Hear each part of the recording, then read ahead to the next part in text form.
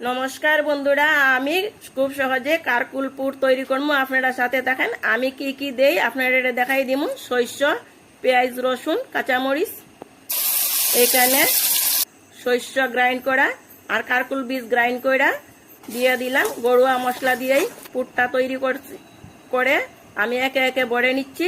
এখানে একটা ব্যাটার তৈরি করে নেব। আটা আর সুজি দিয়ে গরুয়া মশলা দিয়েই ব্যাটারটা তৈরি করে নিচ্ছি। খুব অল্প পরিমাণে তেল দিয়েই আমি এই কারকুলপুর রেসিপিটা তৈরি করব।